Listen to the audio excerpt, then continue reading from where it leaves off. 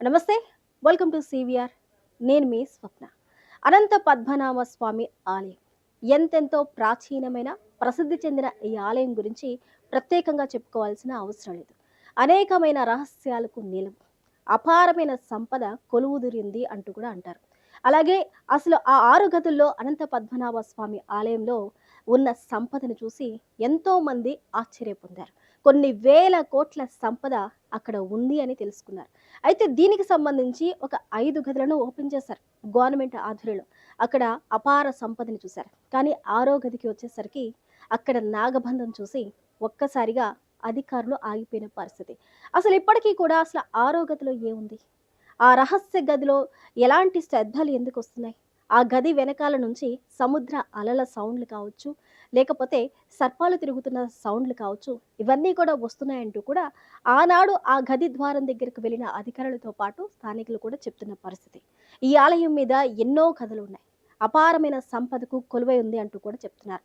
గతంలో రాజులు వారి యొక్క సంపదను ప్రొటెక్ట్ చేసుకోవడానికి ఆలయాల్లో వారి సంపదను పెట్టుకుంటూ ఉంటారు అనే నానుడి కొనసాగింది. అయితే ఆ సంపద అంతా కూడా ఇక్కడ ఈ ఆలయంలో కొలువుదీరిందంటున్నారు. అదేవిధంగా ఆ ఆరో గదిలో ఉన్న రహస్యాలు ఇప్పుడు విస్మయానికి గురి చేస్తున్నాయి. ఆ ఆరో గదిలో ఏముంది? ఆ అనంత పద్మనాభ స్వామి ఆలయ ప్రాశస్త్యం ఏంటి అనేది ఈరోజు మనం ఈ స్టోరీలో తెలుసుకుందాం. అనంత పద్మనాభ స్వామి ఆలయం, దీని ప్రత్యేకత గురించి మళ్ళీ చెప్పవలసిన అవసరం లేదు. ప్రతి ఒక్కరికి తెలిసిందే, ఎంతో ప్రాచీనమైన ఆలయంగా గుర్తింపు పొందింది. ఇక్కడ అనాది రహస్యాలకు ఈ ఆలయం నిలయంగా ఉంది. తిరువనంతపురంలోని ప్రసిద్ధ దివ్యక్షేత్రం అనంతాస్యంలో శ్రీ మహావిష్ణువు పురాణాలలో విశిష్ట ప్రాధాన్యత ఉంది. అయితే శ్రీ మహావిష్ణువుకి పురాణాల్లో ఎంత విశిష్ట పేరు ప్రఖ్యాతులు ఉన్నాయో మనందరికీ తెలిసిందే. కానీ ఇక్కడ ఈ ఆలయ రహస్యాలు ఒక్కసారి మనం చూస్తే ఆశ్చర్యపడవలసిన పరిస్థితులు ఉన్నాయి. ఎన్నో రహస్యాలు, మన ఆలోచనలు కూడా అందని అనేకమైన రహస్యాలు మనం చిన్నప్పుడు చూస్తూ ఉంటాం. ఏదైనా సినిమాల్లో ఒక ఆలయానికి సంబంధించి అక్కడ దాని ప్రాశస్త్యం గురించి, అక్కడున్న శక్తుల గురించి మనం వింటూనే ఉంటాం.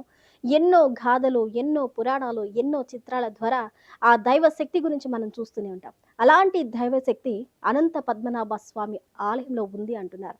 ఎవరైతే దురుద్దేశంతో ఆ సంపదను కాజేయాలని అనుకుంటూ ఉంటారో వారికి నాశనం తప్పదు అనే నానుడి కూడా కొనసాగింది. భక్తితో తప్ప మరే భావనతో అక్కడికి వెళ్ళినా గానీ నాశనం తప్ప ఇంకేమీ ఉండదు. అనంత పద్మనాభ స్వామి ఆలయంకున్న ప్రసిద్ధి అలాంటిది అంటూ కూడా చెప్తున్నారు. ఎవరైతే అక్కడికి వెళ్తారో వారి మనసులో ఉన్న కోరికలు వెంటనే తీరుతాయి అంటారు. ఇదొక ప్రసిద్ధ పుణ్యక్షేత్రంగా, అలాగే ప్రాచీన క్షేత్రంగా ప్రసిద్ధి పొందింది మనకు తెలిసిందే. అయితే తిరువనంతపురంలో ఈ ప్రసిద్ధ పుణ్యక్షేత్రం మహావిష్ణువుని ఇక్కడ చూసినట్లయితే ఆయన పవలించిన దృశ్యాలు మనకి కనిపిస్తాయి. మహావిష్ణువు విగ్రహాన్ని మనం 3 విధాలుగా అక్కడ దర్శనం చేసుకోవచ్చు. పురాణాల్లో ఈ విశిష్టతకు అనేకమైన ప్రాధాన్యతలు ఉన్నాయి. అలాగే 3 ద్వారాల దైవ సంకేతం. ఈ ఏదైనా మనం ఒక ఆలయానికి వెళ్ళినప్పుడు దేవుణ్ణి ఒక ద్వారం ద్వారా దర్శించుకుంటాం. కానీ ఈ అనంత పద్మనాభ స్వామి ఆలయానికి వెళ్ళి ఆ దేవుణ్ణి మనం దర్శించుకోవాలి అంటే 3 విధాలుగా మనం దర్శించుకోవాల్సి వస్తుంది. ఒకేసారి పూర్తిగా ఆ స్వామిని దర్శించుకోవటం కుదరదు. ఇక్కడ మనం చూడొచ్చు 3 ద్వారాల ద్వారా దర్శనం కలుగుతుంది. మొదటి ద్వారం స్వామివారి ముఖం, రెండవ ద్వారం నాభి పద్మ దర్శనం, మూడవ ద్వారం పవిత్ర పాద దర్శనం. ఇవన్నీ కూడా ఇక్కడ మనం ఏ విధంగా ఇక్కడ మనకి దర్శన భాగ్యం కలుగుతుంది అనేది ఇక్కడ మనం చాలా క్లుప్తంగా చూడొచ్చు. ఇది మొదటి ద్వారం అనుకుంటే స్వామివారి తల భాగాన్ని ఇక్కడ మనం దర్శించుకోవచ్చు. ఇది రెండవ ద్వారంగా దీనిని మనం భావిస్తే ఈ రెండవ ద్వారంలో స్వామివారి నాభితో పాటు పద్మం, పద్మంలో ఉన్న ఇక్కడ బ్రహ్మ ఇక్కడ మనకి దర్శనమిస్తారు. అదేవిధంగా మూడో ద్వారం, ఈ మూడో ద్వారం స్వామివారి పాదాలు మనకి ఇక్కడ దర్శన భాగ్యం కనిపిస్తాయి. అయితే ఇవన్నీ కూడా మొదటి ద్వారం, రెండవ ద్వారం, మూడో ద్వారం ద్వారా స్వామివారిని మనం పూర్తిగా దర్శించుకుంటాం. దీనికి కారణం ఏంటి? దీనికి ఉన్న అర్థం ఏంటి అంటే సృష్టి, స్థితి, లయలకు ఈ 3 ద్వారాలు కూడా ప్రతీకగా చెప్పుకుంటారు.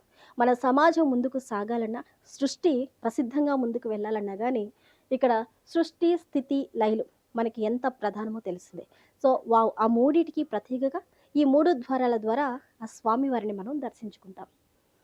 అలాగే ఇక్కడ తాళపత్ర గంధ్రాలు అంటే ఈ ఆలయాన్ని ఓపెన్ చేసినప్పుడు కావచ్చు, అధికారులు ఇందులో ఉన్న కొన్ని గదులను ఓపెన్ చేసినప్పుడు కావచ్చు, తాళపత్ర గంధ్రాలు అనేవి కొన్ని దొరకడం జరిగింది.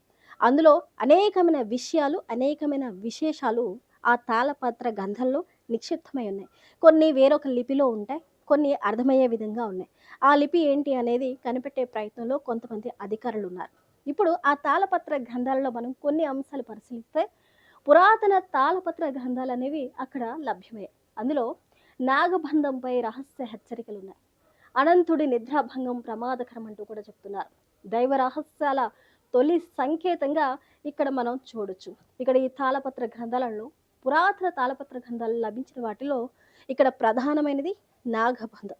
ఏదైతే ఆరో గది గురించి మనం మాట్లాడుకుంటున్నామో, ఆ ఆరో గదిలో కూడా దర్శనమిచ్చేది నాగబంధమే. ఆ గది ద్వారాలను మనం తెరవాలి అంటే, ఆ నాగబంధాన్ని విచ్ఛిన్నం చేసి లోపలికెళ్ళాలి. కానీ అంతటి సాహసం, అంతటి ధైర్యం ఎవ్వరు కూడా చేయట్లేదు.